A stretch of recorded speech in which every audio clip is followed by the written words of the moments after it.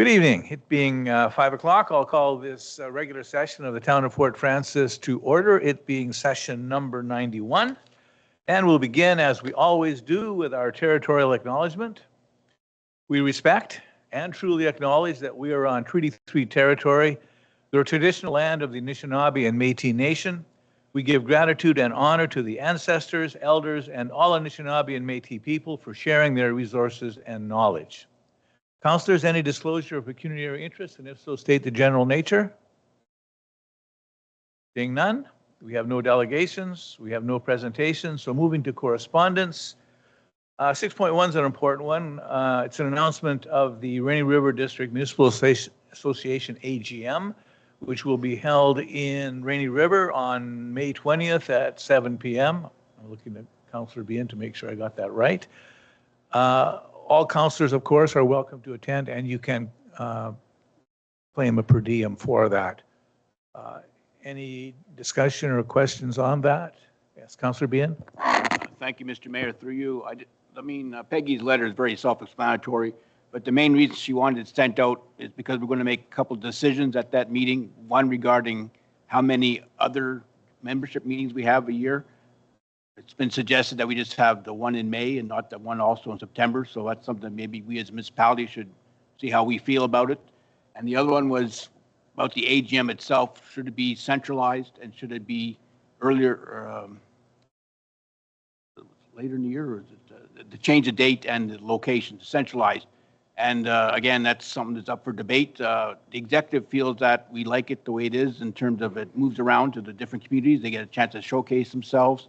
And when you think of distances, I realize Atikokan is a long way away, but you think of Berglund or Morrison, they're quite a ways from Fort Frances too. So anyway, again, it's something that as a municipality, we can keep our eyes on at the meeting to decide what we think, but the executive thinks it should stay the date because again, the weather, you never know what's going to, the weather's going to be in February or March. It could be just as bad as it is in January. So there's that. And then I just want to also point out, which I would do in my report next month, but we're proposing to raise the per capita rate from 90 cents to $1, which is a difference of $1,650 overall for the RRDMA. But we just thought it was time to, it hasn't been done since 2023, and we just wanted to, so that's up for vote also at the May 20th meeting. So I just want to put council aware of those three things. Thank you. Thanks for that, Councillor Bien. Any other comments on that? Item 6.3, we have, item 6.2. We have a request from Tour de Fort. They're asking that we match our donation from the last year. I'll put an oral resolution on the floor that council direct administration to donate $1,000 to Tour de Fort from the council PR budget. Could I get a mover and seconder on that? Councillor Mackey and Councillor Firth. Any discussion on that one, councillors? All in favor? Carried. No one was opposed. Thank you for that. Tour de Fort thanks you. Item 6.3, we have a letter from Mr. Labrador about the Bridge Road development, basically asking for support for that development. And council can correct me if I'm wrong, but I would say that council is 100% supportive of this and have been supportive of it since the beginning. I would point out one error in the letter. It said, spoke to starting construction in May, but I don't think we can start construction until we have provincial approval. I'm going to look at our chief building official on the Ridge Road development. I don't think we can start construction on that until we have provincial approval. Is that correct? Through the chair, and thank you, Mayor Alakas. We aren't necessarily held up by the provincial approval, but we do need to go through the proper planning application process to have the site officially plan designated and rezoned for the appropriate development.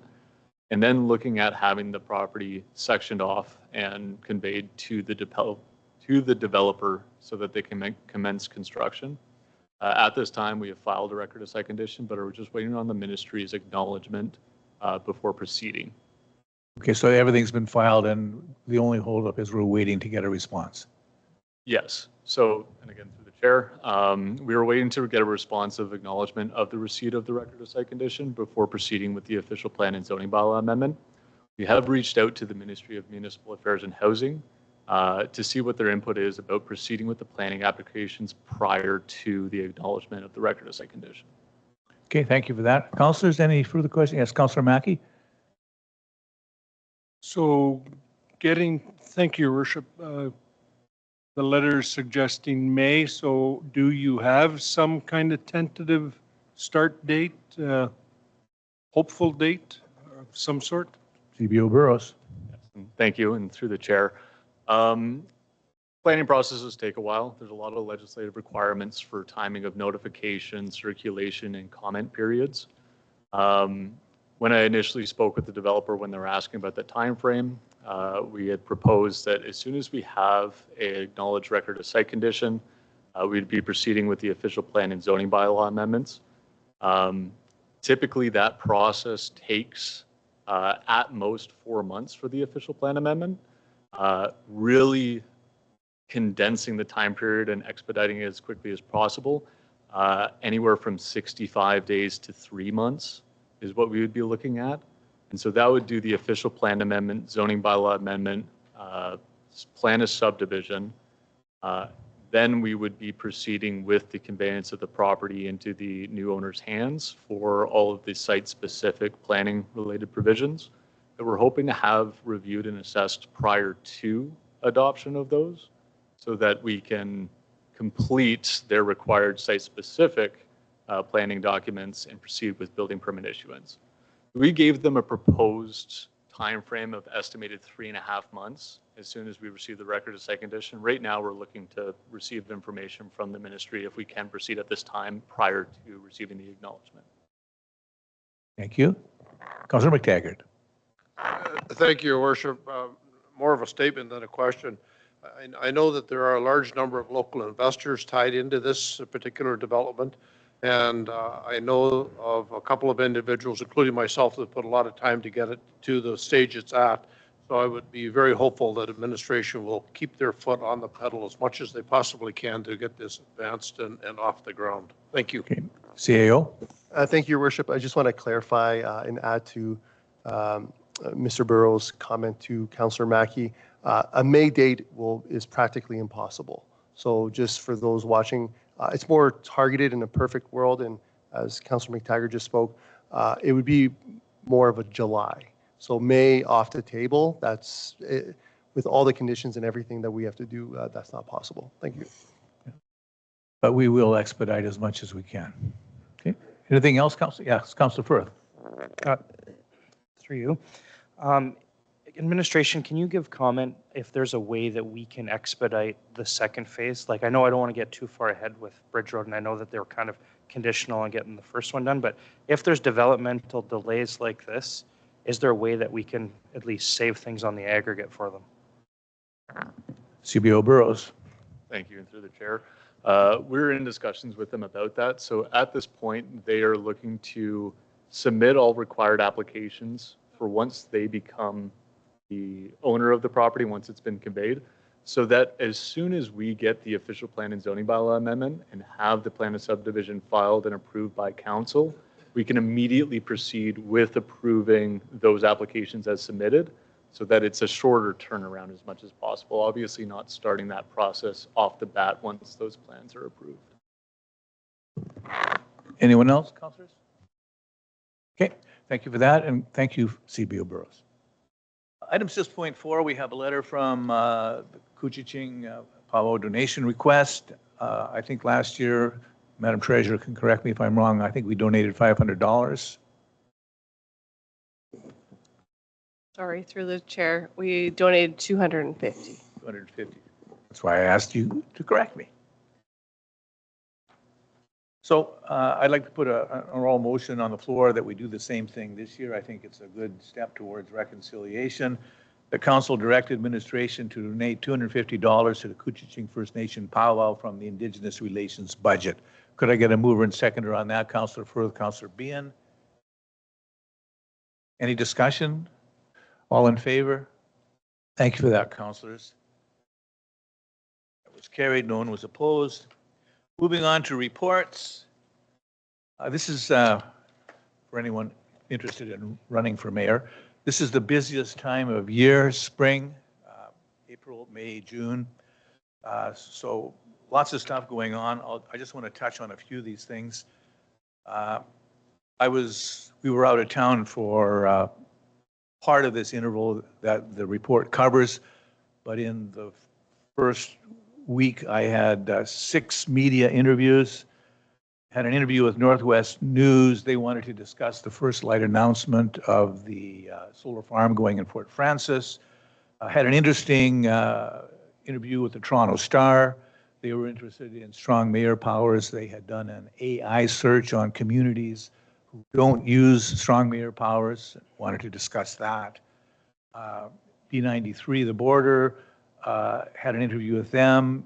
They wanted to discuss the negotiations with North Star Air over possible scheduled passenger service. I did an interview with CBC.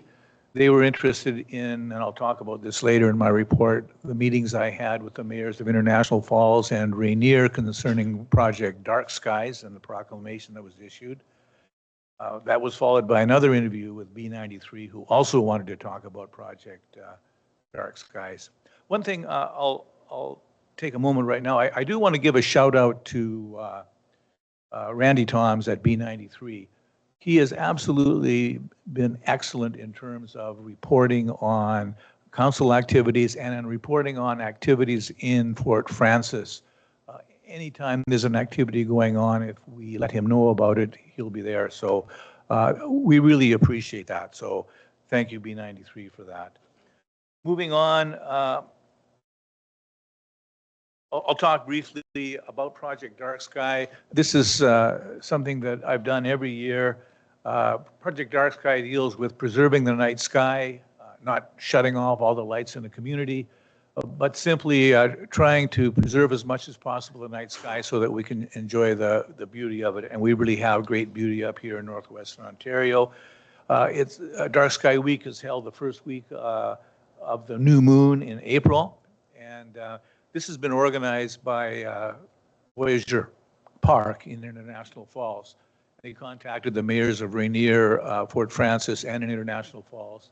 And we've been getting together every year to work in partnership to each issue a separate proclamation on Project Dark Sky.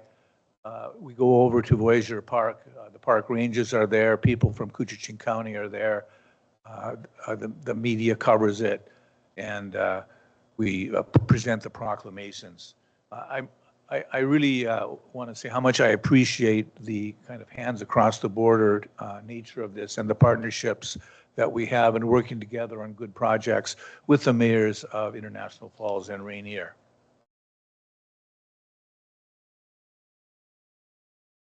Talk briefly about the Salvation Army. I've had a couple of meetings with them. The one I wanted to comment on is that there's going to be a dramatic change in Fort Francis. For those of you who know Arthur Heathcote, who has done absolutely outstanding work in Fort Francis for members of our community who might be struggling a little bit. He has just been an excellent representative and an excellent leader. He's just recently fulfilled a lifelong wish of becoming ordained. They're going to ordain him in June, and he's going to serve as chaplain in Winnipeg. The Salvation Army services in Fort Francis will continue, and if anything, will be stronger than ever. They're going to put some more resources into Fort Francis.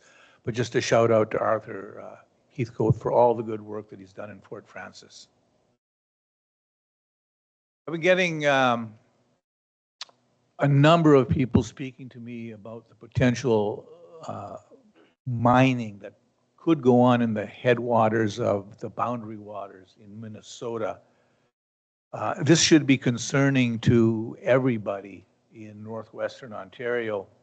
So for those of you who aren't familiar, just recently a very close vote was held with the American government. I believe it was 60 to 59 to allow the mining of copper and nickel in the Boundary Waters in Minnesota. And I should remind people that all of that water flows north, and all of that water will flow through the Rainy River. Rainy Lake, Rainy River, and into the Lake of the Woods. It doesn't stop at the border. So any pollution caused by this mining would be coming our way, and it could cause sulfide pollution and mercury contamination, and the effect would be to affect, and it could affect the economy, the environment, and the health of northwestern Ontario. So I'm extremely concerned about that. I've reached out to our MPP, I've reached out to our MP, I've reached out to the mayor of International Falls. I've spoken to the director of the Lake of the Woods Water Sustainability Organization. And then just at the NOMA convention, I was able to ask a question of the Ontario government, basically urging them to support the Boundary Waters Treaty, which says that neither country who signed, the United States and Canada, will do anything that would pollute the other's waters. So stay tuned for that, and I hope that everybody is watching that and that everybody here in Border Waters is concerned. I've been working with the new chief of Rainy River First Nations, Chief Jim Leonard. Chief Leonard's a very progressive person. I really enjoy working with him on a number of projects. One of the things that we've been doing, as you'll know, Rainy River First Nations is a part owner of the International Bridge. And yes, I'm still working on that. My long-term goal is to get a brand new bridge here in Fort Frances. We were making some progress and the Canadian government changed, but we're still working on that.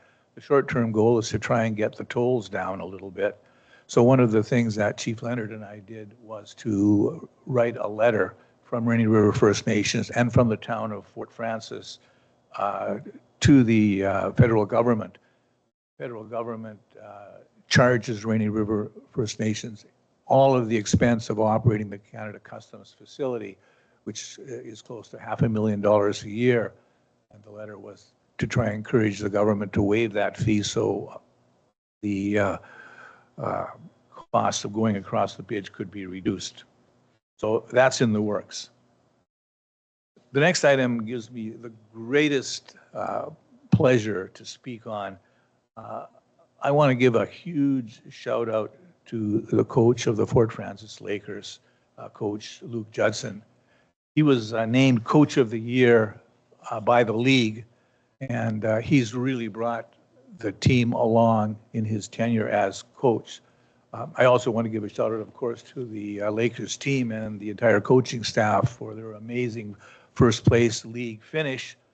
And just a reminder to everyone that Game 7 goes tomorrow night at 7 o'clock. You can get tickets online. So go Lakers. Getting back to Chief Leonard, at the last Rainy River District Municipal Association AGM, Chief Leonard spoke to all of the municipalities about substance abuse and how it affected Rainy River First Nations, what they did about it. But he's also spoken about how the problem migrates to urban centers, in particular Fort Frances, and he issued a challenge to leaders there to do something about it. So I've taken him up on that challenge, and we're organizing a committee of leaders. So I reached out to the DSAB CAO, I've reached out to CMHA, CAO. So just recently we had a meeting with Treaty 3 chiefs, the paramedics supervisor, the DSAB CAO, and myself to take some first steps to see what type of things we might be able to do as leaders. And you can read more about it in my report. And I think that's enough from me tonight. I will be writing a lengthy NOMA report. I had a lot of meetings at NOMA, and our counselors as well were very, very active at NOMA. I'll give my NOMA report at the next council meeting. And then with that, I think I'll go to, you had a report, Councilor? Councilor Firth had a report. Thank you, Your Worship. As the mayor was alluding to, we were all at NOMA recently, and I had two key takeaways that I communicated to our EDO, CAO, and community stakeholders. The first was I spoke with the Destination Northern Ontario team, and they were boasting about how successful their food tour has been in Northern Ontario, and they're looking to expand that into Northwestern Ontario. Thought that would be a great potential opportunity for our region and as well as Fort Frances. Councillor Morrison and myself were also in a concurrent session hosted by the Ministry of Rural Affairs. And I've also communicated that contact. The presenter was Chloe Langlis, and she was communicating on all the many different grants and funding that's available for economic development in rural municipalities as well as small towns. She also confirmed that if Fort Frances is interested in downtown revitalization, that there is funds available for a specialist to create a TACT plan or some kind of strategic assessment for us. So I thought that was very positive. As many of us know, there's a lot of vacancies on Scott Street. As the progress is now picking up with the dog park committee, there's a report in the agenda that we're going to be discussing this evening. I'm really encouraged to see the growth that we're getting with that committee. And also just a quick note on BIA and the Chamber of Commerce. Ongoing work is continuing in succession planning and organizational restructuring as they're going through some leadership changes before Heather retires or modifies her work by the fall. Lastly, as well as the mayor alluded to, it is Game 7 tomorrow for the Fort Frances Lakers. They've just announced that their online tickets are now sold out. It will be a capacity crowd. I encourage families to get there early and show your community pride and paint the town purple. Thank you. Thank you, Councillor Firth. Okay, moving on to the consent agenda. We have two items, 8.2, regular council meeting minutes, and recommendation reads that council approve the regular council meeting minutes of April 13th, 2026 as presented. 8.3 are boards and committee meeting minutes, and the recommendation reads that the following boards and committee meeting minutes be received as information. There's 4 of them. The Committee of Adjustment minutes of February 18th, 2026, the Museum and Culture Advisory Committee meeting minutes of March 17th, 2026, Sister Betty Kennedy Advisory Committee minutes of February 18th, and the Fort Frances Public Library Board minutes of March 24th. Councilors, would you like to pull any of those? Okay, then I have a recommendation that council approve the consent agenda as follows. Agenda items 8.2 and 8.3. Mover and seconder, please. Councilor McTaggart, Councilor Morrison. Any discussion? All in favor? Carried. No one was opposed. Thank you for that. Okay, that brings us to item 9, Administration and Finance Division reports. This is a report that Councilor Firth alluded to. Just before I put 9.1 on the floor, it talks about an option for the Dog Park Advisory Committee and talks about utilizing space in the West End. Later on in the agenda, Councilor McTaggart has a notice of motion coming up that also addresses that same space. Seeing as we can't have two things in the same space, you need to kind of think about what you'd like to do with this motion. We can deal with the motion. We can defer with the motion because in the motion, only one option was presented, although I believe the Dog Park Committee has looked at other sites. Or you can go ahead and approve that if that's the druthers of council. But just be aware that there's another motion coming up that deals with the same location. So I'll put the resolution on the floor and we can discuss it. Recommendation reads that council approve option, we'll leave this blank, as the location of the upcoming Fort Frances Dog Park. Can I get a mover and seconder on that motion? Councilor Firth and Councilor Mackey. Okay, councilors, discussion. Councilor Firth. Thank you, through you.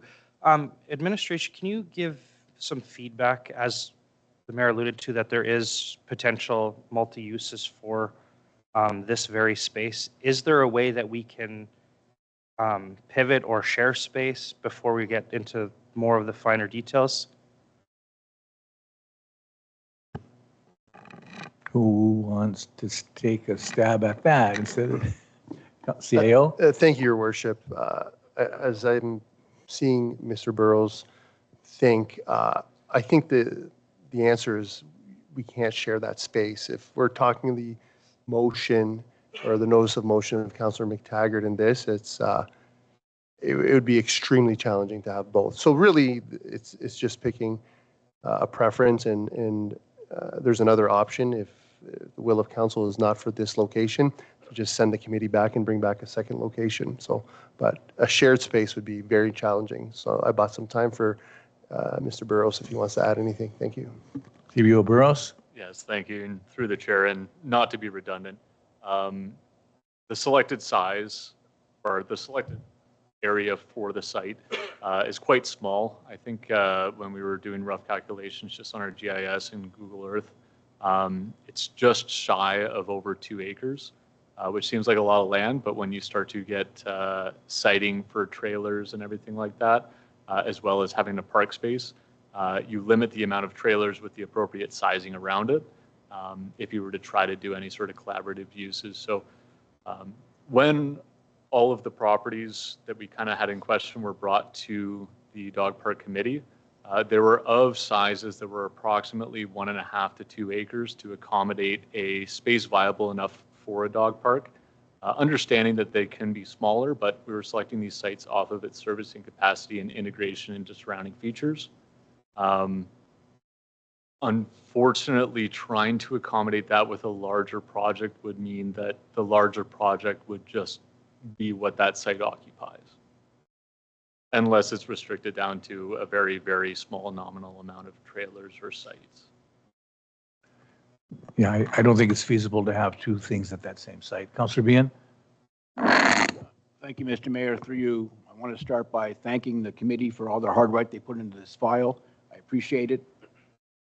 And I can understand their reasoning for why they like the Legion Park area for the location of the dog park. I've been here 39 years. That parcel of land has not been developed. But I have to think, in my mind, it's a prime piece of real estate. And I'm not sure a dog park is the best use of that location. We had one in a previous council, somebody approached us for a potential housing unit there. We have Councillor McTaggart's suggestion of maybe putting a campground there.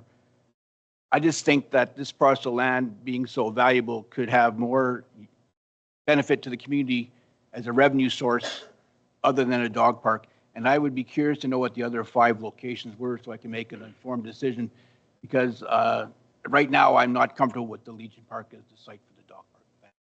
Thank you. Councillor Morrison?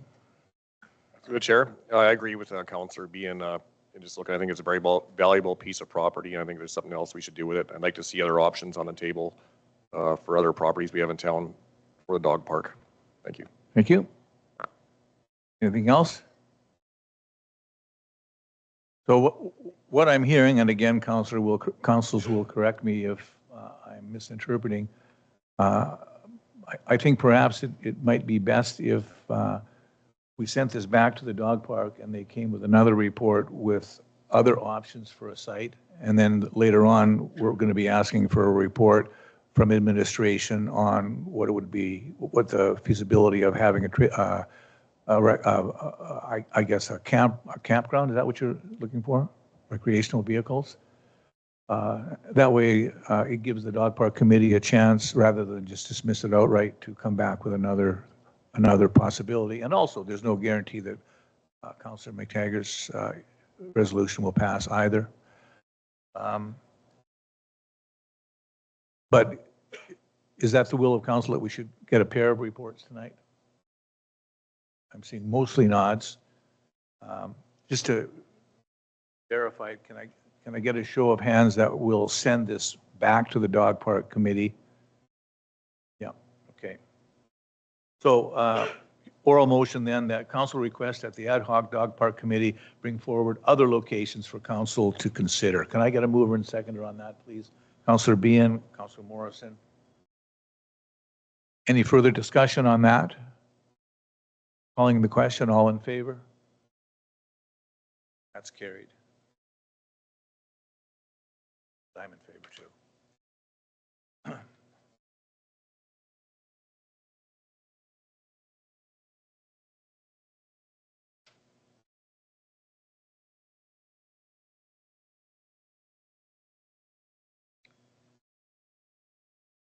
Okay, moving to item number 10, Community Services Division reports.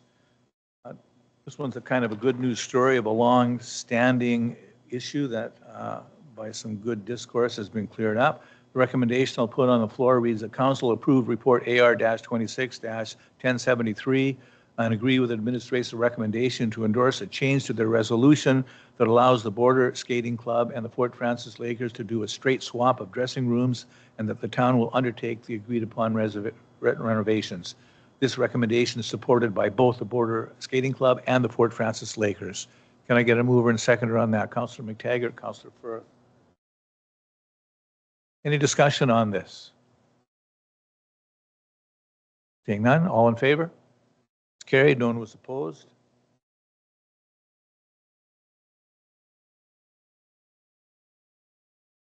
Moving to item 10.2. This is RibFest. It was deferred. So the resolution that I'm putting on the floor reads, deferred from previous meeting, the council approval report AR-26-1062 option 1 will approve the event and a $15,000 RibFest sponsorship from the town of Fort Francis and an additional $5,000 contingency allowance, and to allow the RibFest committee to proceed with the full planning and delivery of the RibFest event. Approval of this option establishes a new signature community event, supports tourism, economic activity, and community engagement, positions the event for growth and improved cost recovery in future years, and that council direct the RibFest committees to seek community sponsorship grants and in-kind donations to offset these budgeted expenses. Can I get a mover and seconder on that, please? Councillor Firth, Councillor Behan. Okay, councillors, any discussion? Councillor Behan. Thank you, Mr. Mayor. Through you, I just want to reiterate again, I'm sorry that one group has been disappointed over all this. It's unfortunate. My understanding is that the RibFest came to us with the only date they had available, and that's why we had to choose that date. And I'm unfortunate, conflicted with what the Burger Wars had planned previously. We want to make sure all these events complement each other, not compete with each other. But you look at other communities like Kenora, for example, and I think every weekend in the summer they've got an event going on at the White Cap Pavilion. So it obviously can work by having lots of variety and events going on. And if I understand that Burger Wars is definitely not going to go ahead this year, and I'd be in support of supporting RibFest coming to town and hopefully get this going as a long time and long-standing community event going forward. Thank you. Councillor Morrison. After your worship. I'm all for RibFest coming here too. I think the more events we have, the better. I just had some concerns because the Burger Wars was pretty close to the same time. And I have talked to the Burger Wars member of the committee, and they couldn't put it together for this year, unfortunately. So I think we should definitely go ahead with RibFest. My only issue is I have some difficulties with the $15,000, and well, could be up to $20,000. Just wondering, Manager Miller said we might break even. Does that mean the money would be coming back to the town in some way, or you just mean, or is that just generally in the community? Manager Miller. Through the chair. Yes, so our goal is to obtain enough sponsorship and grants to create, and revenues from vendors and so on and so forth like that, so that the event is essentially self-funded. So if we do end up with more revenues than expenses, they will be put away into museum reserves for future event planning and that sort of thing. Thank you. Follow up. But in essence, there's actually no money coming actually back to the town then through this, like through admission fees or anything else to the event or the bands or anything that we're helping support? Manager Miller. Through the chair, yeah, so the trucks that are coming are all paying vendor fees. I expect that there'll be other revenue streams as well. We're still in the planning stages of this. And then all of those will flow through and to the town, so that hopefully we offset the seed money that we're asking council for to get us going for some expenditures that we need to make in order for the event to get started. Thank you. Councillor Mackey. Thank you, Worship. I support the RibFest idea. I'm just concerned, well, A, the 15,000, but B, these RibFest people that are looking to come here for September, have they committed to coming in future years? Or is this a one-off and then we find out next year we don't have anybody to come, which then puts the whole snowball rolling type thing out the window because we don't have it happening the second year? So is there somebody committed to next year? Manager Miller? Through the chair, yes, absolutely. This is laying the groundwork for future years. We've already had preliminary discussions on timing for next year. We want to move it up a bit earlier, given late September can be challenging. And kind of to expand on your concerns, the RibFest people are very interested in helping Fort Frances grow this event and also helping us grow other events. They seem to have a lot of success with other communities, and they're willing to teach us and other committees, such as Burger Wars and the Bass Tournament, anyone who might be open to getting some experience from a larger group to make changes or to improve on their own events. So we're hoping that this has broad impact to Fort Frances. Thank you, Manager Miller. Councilor McTaggart? Thank you, Your Worship. Burger Wars is gone for this year, unfortunately, so I will support RibFest as it is and the request. I'm okay with the seed money at 15,000, but I'd like to not see the 5,000 contingency in there. I'd like to see that removed from the motion. Are you making an amendment? We'll make an amendment. Okay, so please make it. That the $5,000 contingency allowance be removed from the motion.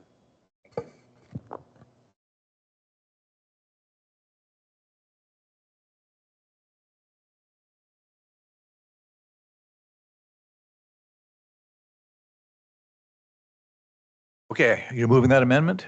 Second on the amendment by Councilor Mackey. Any discussion on the amendment? Calling the question on the amendment. On the amendment, all in favor? Amendment fails. It's tied. So we're back to the main motion. Any further discussion on the main motion? Yes? Through your worship, did I miss where we're getting the 20,000 from? Like what budget item or what pot of funding we're pulling that from internally? Did I miss that? I don't know. Are you posing a question to someone? Don, where are we getting the $20,000 from? Or Madam Treasurer, sorry. Madam Treasurer? We had just planned to flow it through the operating, through the museum fund, or the museum section of the budget. Although it wasn't budgeted, I mean, the hopes, I think, this year is not to have to pull the 15 or 20,000, correct? We hope that we can actually put money into a museum reserve for the future. However, when it all comes down to it, I mean, the entire operating budget, there's ebbs and flows. So at the end of the day, we're hopeful that this won't impact terribly significantly. Follow up? Thank you. Madam Treasurer, would it not make more sense to pull it from the MAT tax that we've been saving or utilizing? Madam Treasurer? We certainly can if that's the wish of council. I'm fine with that. Okay, so that's a possibility. Council, do you want to weigh in on that? Councilor Mackey? Well, then I would like to know what we have in that account if we're so easily volunteering to tap. Okay, we're starting to stray off agenda here. Councilor McTaggart? Thank you, Your Worship. I'm going to guess that we're going to fund it out of the museum and the profits are going to go back to the museum. It's just an in and out thing that is most likely, if I understood the treasurer's explanation. So Good, you're good with that? Okay. Councilor Firth, anything further on that? Okay. I'll just make a comment. I support this. I think this RibFest has the potential to be really good for Fort Frances. I like the idea that it's going to be a recurring festival. I also really like the idea that the money that the town is putting out for, some of the money will be spent on reusable assets that can be used for the festival in the future and other festivals. And I really like the idea of the fact that there's going to be people, consultants with the RibFest who are experts who are going to teach our employees and also the other committee employees about how to successfully promote some of these events. I think that's going to benefit us all going down the road. So with that, I'll call the question. All in favor? Councillor Mackey, did you have your hand up? Yeah, so that's carried. Thank you. Any opposed?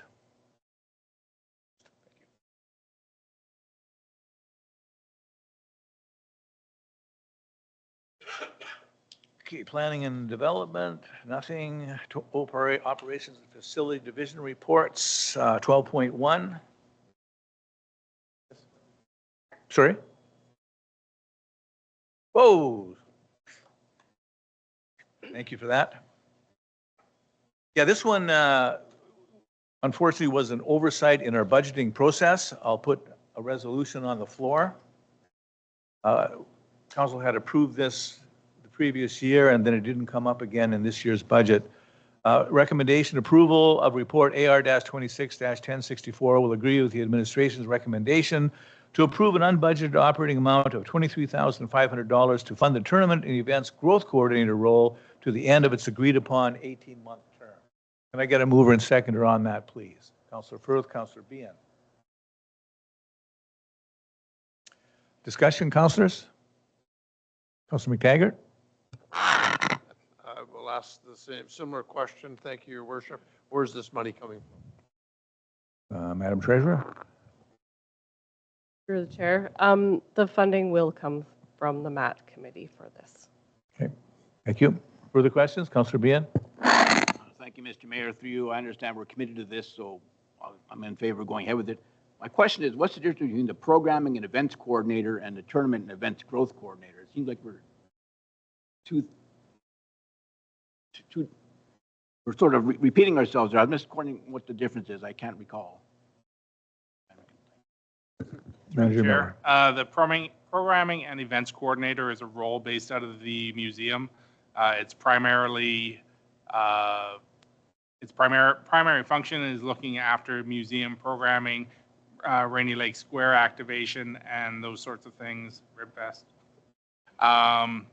And then the tournament and growth coordinator was specifically designed to focus initially on hockey tournaments. However, there is some further evolution of that job if it, or of that role if it continues beyond the 18-month mark. Follow up? I'm just concerned about overlapping and whatnot, and if one job could do all these things at one person instead of split into two. Comment. Thank you. CAO? Thank you, Your Worship. Just on that, we've spoke about this internally. We agree that there's overlap. It's just that the position in question right now was created after as a temporary specific goal for off-season. But then we're looking at, and this is where it makes it a little bit challenging, how can we streamline the positions internally to work? So once the report comes to council to look at this being permanently done, there will be elements in that report that will tie in what we could take advantage within the municipality to tie to it. So it's on our radar, and that conversation of blending the two or another option will be in front of council after the next 6 months. Thank you. Thank you. Further questions? Councillor Morrison? To Your Worship. Yeah, I was just wondering if, I think it would be a good idea if they could tie the two together. I noticed for the RibFest to have a consulting fee. So it'd be nice if we had somebody in-house that could do the hyping and help make the arrangements instead of having to pay a consultant for that kind of stuff, because obviously they're working with a lot of people and organizing a lot of stuff, so they must have some expertise in that area. Hopefully we can use them for that as well. Thank you. Anything else, councillors? Oh, Councillor Mackey? Thank you, Worship. I would be curious to know what they've accomplished in the first year. If we're at a point of extending this the extra 6 months, What has been accomplished to date? I believe in the report, it said something about a report coming forward after 14 months. Manager Miller? Yeah, through the chair. It's not really an extension. It's actually just funding something that council's already agreed to previously. And at the 14-month mark, there'll be a report brought forward to council, updating council on the past 14 months. Thank you. CAO? Thank you, Your Worship. And the last thing to add for those watching and those in the room, part of the original confusion was that the individual who's doing this job had a 12-month contract, yet it was an 18-month commitment. That's where part of the funding issue, I think, played a role in it. So again, the person who's doing this job, 12-month contract, but then this is an 18-month program in conjunction with the individuals in town. Thank you. Okay. Anything further? Calling the question, all in favor? And that's carried. No one was opposed on that one. Now we go to 12.2, there being no Planning and Development Division reports. The recommendation on the floor that council approval of report AR-26-1069 will agree with the recommendation of administration to not award RFP 2026-OF-03 and delay the project into 2027 to allow time for administration to undertake additional project planning and design activities. Mover and seconder, please. Councillor McTaggart, Councillor Behan. Any discussion? Calling the question, all in favor? That's carried. Item 12.2 deals with engineering of the White Pine Lift Station and Central Avenue Lift Stations, and the recommendation going on the floor reads that council approve the report AR-26-1068 will agree with the recommendation of administration to award 2026-OF-05 to J.R. Cousins Consultants, and that a bylaw be prepared authorizing mayor and clerk to execute the agreement on behalf of the corporation. Could I get a mover and seconder on that, please? Councillor McTaggart and Councillor Behan. Discussion, councillors? Councillor Mackey. Thank you, Your Worship. Looking at the background on this report, it says 17 firms picked up packages, but we only got 2 tenders. In speaking with a consulting firm, an engineering firm at NOMA, in regards to the roundabout tender, 19 were picked up and we only received 1. The general consensus was that they didn't submit one because of the requirement for forgive me for the term, but a deposit bid bond. They weren't prepared to do that. So did these 2 companies here submit a bid bond? And I'm assuming then the other ones failed to even submit. Manager Robb. Thank you, through the chair. Yes, they all submitted a bid deposit, not a formal bid bond, but a bid deposit. And our procurement policy allows for some different options for that. Thank you. Follow up? So in light of so many picking packages up, but such a limited number ever submitting, I would suggest that we should revise our tendering process to enable and welcome these tenders so that we can get the best tender possible. As you look at these 2, and there's a $95,000 spread between them. So I'm just wondering where that would have taken us if we'd had more. Thank you. Any further discussion? Calling the question, all in favor? That's carried. Anyone opposed?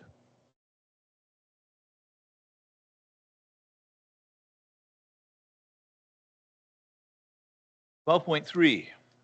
This is the award for the rehabilitation of the Fort Frances Water Treatment Plant. The recommendation reads that council approve the report AR-26-1066 will agree with the recommendation of administration to award RFP 2026-OF-04 to KGS Group of Winnipeg, and that a bylaw be brought forward authorizing the mayor and clerk to execute the agreement on behalf of the corporation. Could I get a mover and seconder, please?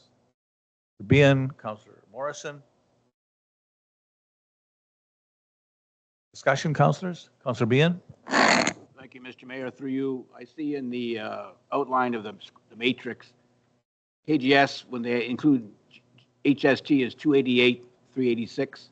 You wait and ask, the proposed price was 290, but then it says proposed price including HST is actually lower, 285. So I think that's a typo. It should be maybe 295. Yes. Through the chair, yes, that is correct. That was just a typo. And we thank your editorial eagle eye. Any further discussion?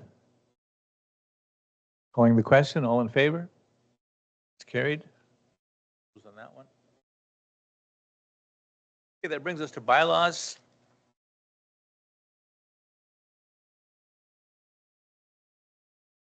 We have 5 of them. Recommendation reads that following bylaws be introduced and read and finally passed, signed by the mayor and clerk, and sealed with the corporate seal and become law forthwith.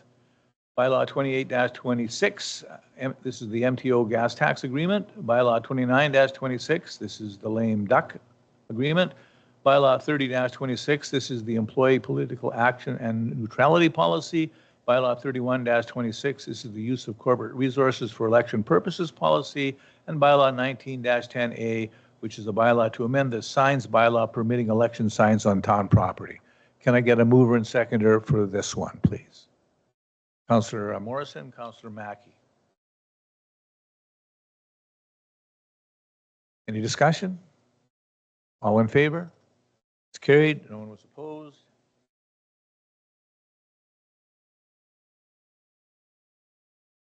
Okay. That brings us to item number 14, which is notice of motion / motion to reconsider. And we have a motion by Councillor McTaggart.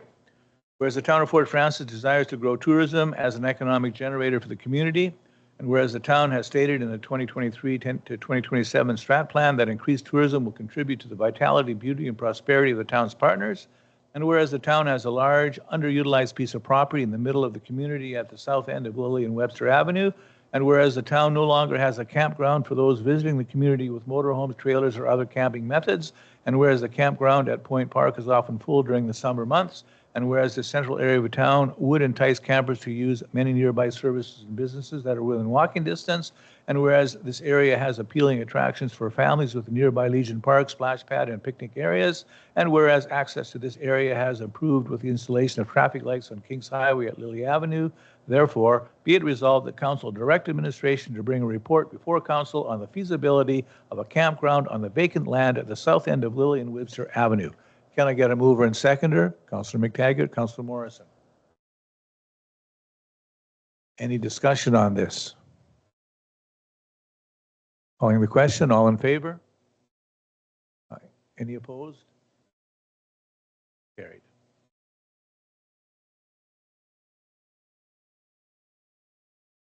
Okay. Brings us to item number 15, closed session. So I'll put this resolution on the floor. The council now meet in camera in order to address a matter pertaining to 1, a non-binding letter of intent with WBCEC site option 8. This falls under 239-2C, which is a proposed or pending acquisition or disposition of land by the municipality or local board. Can I get a mover and seconder on that, please? Councillor McTaggart, Councillor Bien. Any discussion, councillors? All in favor? It's carried. No one was opposed. Those attending virtually, council will now meet in closed session. At the end of that meeting, we will rise and report back.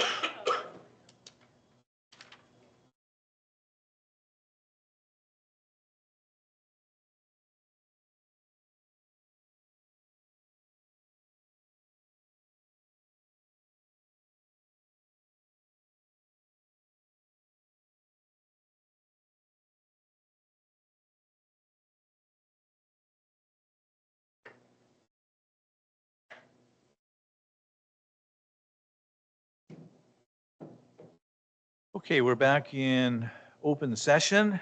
So we're at item number 16, which is the report out of closed session. And in closed session, we have two resolutions that came out of that. The first resolution reads that council approval to report AR-26-1070 will agree with the recommendation of administration to, 1, enter into a letter of intent with the WBCEC to allow the undertaking of required due diligence on the site.